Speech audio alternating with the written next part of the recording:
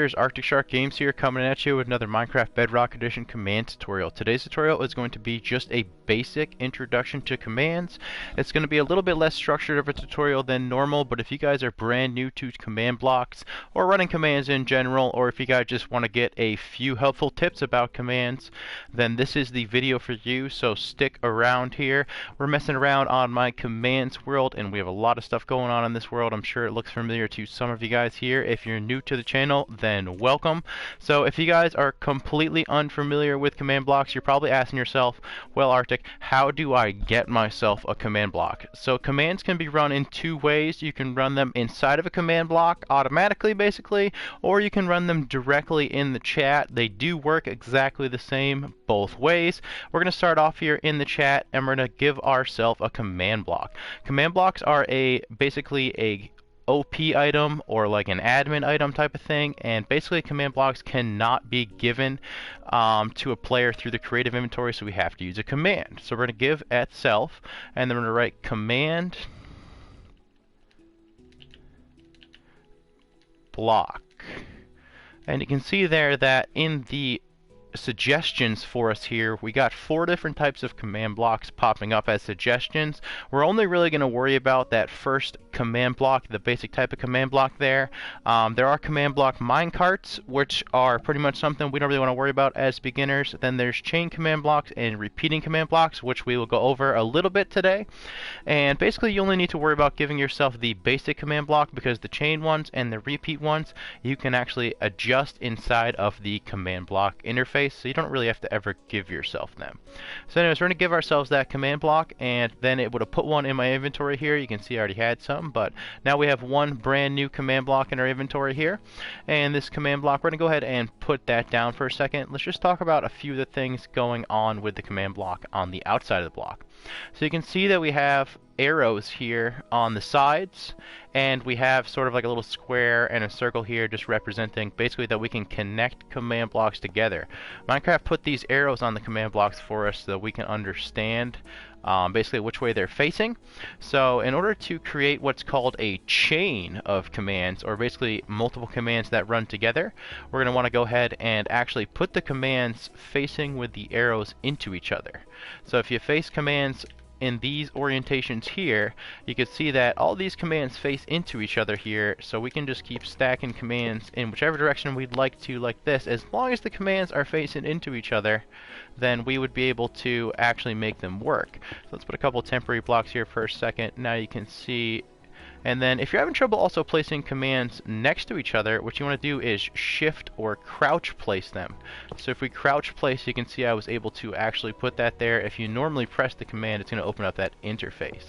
So now this little funky shape here that I have, all those commands are technically in a chain together if they were all going to be running correctly. So now that we understand a little bit how to place our command blocks down, we're going to put one down here, just go over the menu a little bit here. I know it's a little overwhelming. We've got a couple of areas here, but it's pretty simple once you get down to it. This first category we're going to go over here is just the name of the command, and the name of the command normally is just for you to keep track of which command's what, and that's called the hover note. You can see that I named this one hover note. I actually wrote the words hover note in that area there. So it pops up with the hover note here. Another thing that hover notes do is if this command is going to be like directly interacting with players, it's going to tell the players basically, you know, it's going to use this hover note to say the thing to the players or to tell the players or whatever it is there. If you don't put a name, it'll just use an exclamation point. So now that we checked out the hover note section there, this command input section, that's where all the goods are. This is where we would type our command. So we're typing in there, and then you can see here there's a switch. If you toggle this switch, a little line appears there. That means you have it turned on. That little hash line there means that I've never ran a command before. Toggling that switch on is a good to the last time the command block ran, if the command has ever ran before. You can see in the bottom right corner it says block type, condition, and redstone, basically telling you what the last thing the command block has done. And then here, over here, we have a couple of buttons that we can interact with. This impulse, chain, or repeat is used to basically select what type of command it is. So if we go ahead and change this from impulse to chain, you can see we ended up with the green command block. If we go ahead and put this from impulse to repeat, we ended up with the purple command block. And we'll go back into the menu here, and then we have condition, and then condition is either unconditional or conditional. And you can see that when you change that from unconditional to conditional, it actually changes the shape of the arrow for us here too. So you can kind of, when you're looking at your command stacks, I don't know if you saw there how this one has like a square bottom on the arrow, and this one has like a sort of recess in the arrow. That means this one's a chain command. So when a chain command runs and they're put together here, we have multiple commands together. That means basically, if we have the first command run, then the second command won't run unless the first command is successful. So that's what a chain means. If it's and that's what conditional means. If it's unconditional, then it doesn't matter what was ran before it. It will try to run anyways. So if it's a chain conditional command, then this one would only run if this first command was successful. If it's a chain unconditional command, then it would run anyways. So that's pretty helpful for you guys to try to make your systems there. So anyways, now that we've switched through the couple command blocks here, we have one more section here, which is redstone, and whether or not the block is going to interact with redstone. Commands don't interact with redstone if they're set to always active. So if I was to set this here block to always active, it would always be turned on and it would not need redstone. If we put needs redstone, then we can go ahead and we could pop a redstone block next to the command, and the redstone block will control whether or not the redstone or the command is able to run. Any normal type of redstone will run the command. So another section here is if you want to execute it on the first tick or not, and then have a delay in ticks. Minecraft ticks, if you guys aren't familiar, 20 ticks is on average equal to 1 second. So 20 ticks is equal to 1 second. If we did some math there, that would mean there's 20 ticks a second, and we want to do 1200 ticks for 1 minute, and so on and so forth. So that's how you could use delays to slow down the commands. And then another thing that would probably be helpful for you guys here is understanding command output. So command output there also interacts with redstone. So comparators, much like other items there, if you put a comparator outside of a command block, it's going to put output in the same way that putting a comparator outside of other containers and stuff works.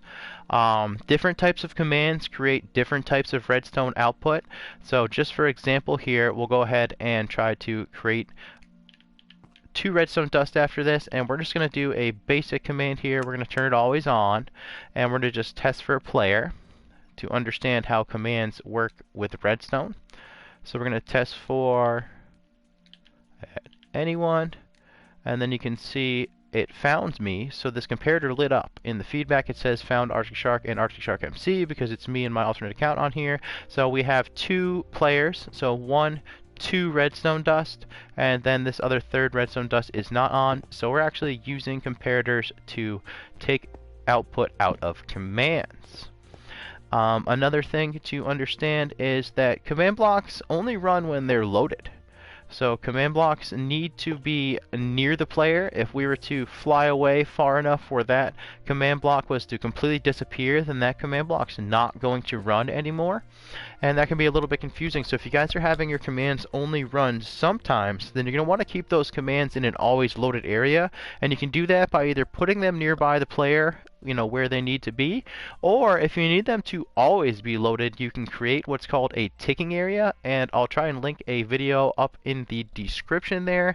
And I have a video that's dedicated to ticking areas there, but just real quick, to create an area that's always loaded, you would go in the chat here. We'll run a one-time command, and so you can run commands in the chat, like we said, just the same as we can run command blocks. And we're going to go ticking area, add circle, and we're going to go tilde tilde tilde, so we chose the center of the circle. And we're going to put a radius of 1, and then it's good to name them if you can. So I'm just going to put com because I'm using command blocks here. And then it says that it added a ticking area in this area with 1 chunk, and it told me how many ticking areas are in use. So now that chat that just popped up for us here, this is a good opportunity to go over that. You can see that it said all that feedback to us. That's what's called command feedback. So now command feedback is a game rule that can be turned on and off in the chat. And command feedback, basically, if you're OP, aka admin, on the server and you have that little crown, then you're going to be able to see what kind of commands are being run by other OPs, and any normal player is going to be able to see what happened to them as a player. So if you were teleported to a new location, it will say you were teleported to XYZ coordinate or something like that. If your game mode was changed, it's going to say your game mode was changed to survival, blah, blah, blah. That's called command feedback, and that's basically commands related to you. There's another type of command feedback, aka command output, command block output they call it. So if you guys are basically having your chat just go crazy right now and you can't use your chat because you started to run a few different command blocks, let's go ahead and mess around with the game rules here. So game rule command block output, and I have mine turned off right now. But I have a feeling if we turn it on, we're going to find out why it is that we can't have this turned on all the time. So if we just run it blank like that, it'll tell us whether or not it's on. But we want it to be false, so we're going to turn it off. Or false actually would mean that we don't see anything in the chat. So this we have it on now. We're going to turn command output to true. And then we're going to see what happens to our chat here. Let's go over near a bunch of command blocks and see how the chat handles this.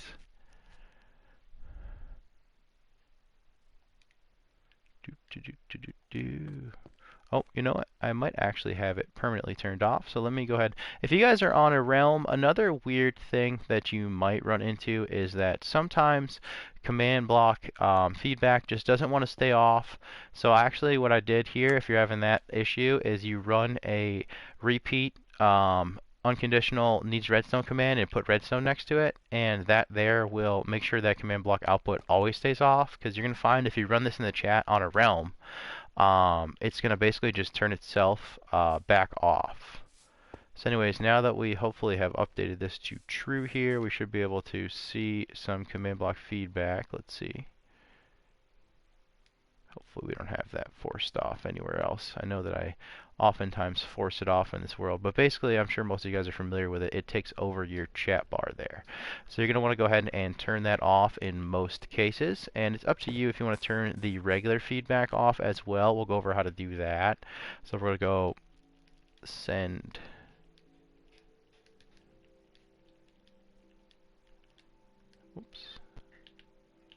where are we now here?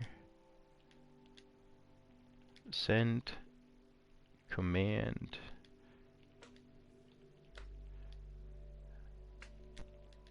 feedback, and that's supposed to be all one word there. And we're going to turn that to false, rather, because my... So now we can see that when we run commands such as a TP command or something like that, we will not be actually teleported anywhere. Or we will not see a message that we were teleported anywhere, rather. Just go ahead and press a teleport button here. This teleport button should teleport us to that NPC there, and you can see that we didn't get anything in the chat. If we turn this back to true, you can see that we're teleported to a specific spot. So it tells us stuff related to our own person, or it tells us stuff related to the world if we're OP. So now that we went over feedback a little bit, and we went over the ticking areas a little bit, real quick, if you guys want to stick around for this here rant, we'll talk a little bit about like what's going on with some of the errors you might get in a command block. So if you run a command that's just like totally incorrect, we'll just say like, we'll spell give wrong, give, and then we're going to put a mistake there, and then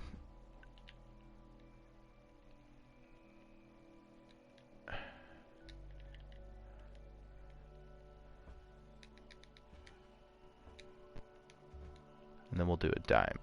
Just we're going to incorrectly try to give ourselves a diamond here.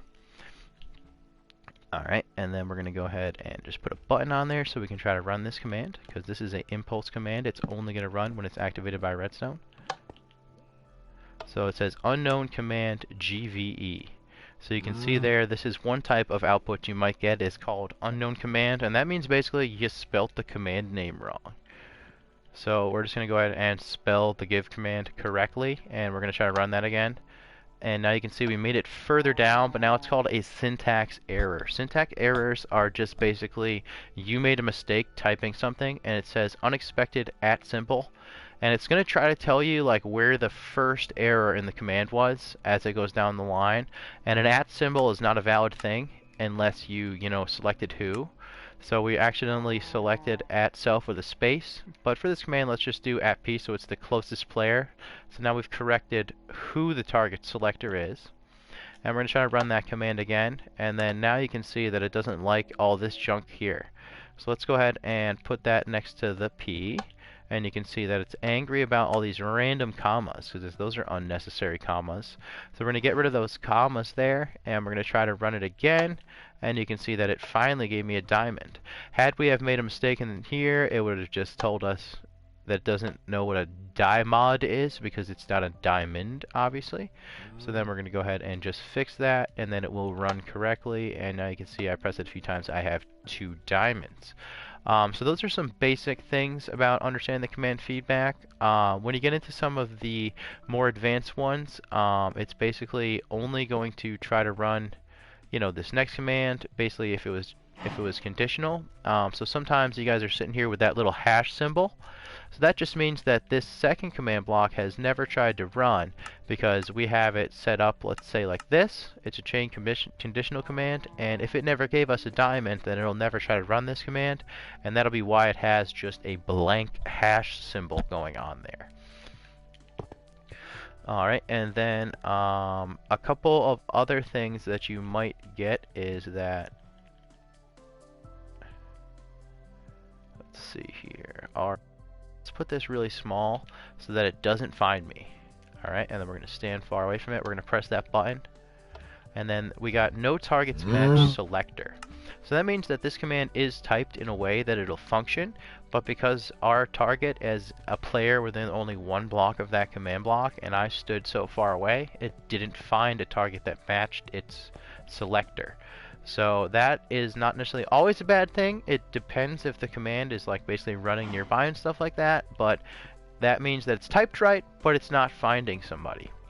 A couple of other things that might happen to you here is if you guys are advanced and you're using the execute command, it might try to say something like it failed to execute at null.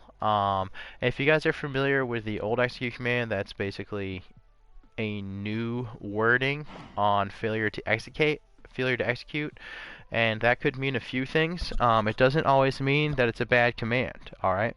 Sometimes that means that the command just doesn't have a chance to run correctly. If it doesn't have somebody that is in the target selectors, or it isn't able to execute the subcommand because some of the subcommand details, like let's say we're trying to erase this mushroom block, but there's no mushroom blocks nearby. So then it's going to say failure to execute at null. So that's not always a bad thing. That might mean that your command is typed right and then just the specifics aren't working. Let's see.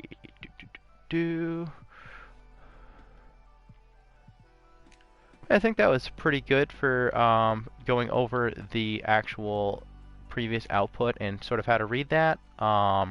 A couple other things to understand about these ones is chain commands never run by themselves. Chain commands only will run if you put them after a impulse command or if you put them after a repeat command. So chain commands only run if another command before them is running. Repeat commands will run however many times you have it set here in the tick delay. It'll try to run up to 20 times a second. It just continues to run always. So this is always turned on if it's on the always active mode, and it's always turned on if there's redstone activating it and it's on needs redstone. Impulse commands here, basically always you want to leave these on needs redstone. There's only a few rare occasions that you'd like to put this on always active. If we put this always active, then it would always be giving players diamonds, for example, which is not a good example, which is not good. It would never turn off. So that's just a little bit about some of the differences between the command blocks there. You could use these commands for all kinds of cool stuff. If you guys are getting excited about commands, definitely feel free to jump into the Shark Commanders Discord and you can ask us a couple of questions there. We'll try to help you out if you're stuck on anything.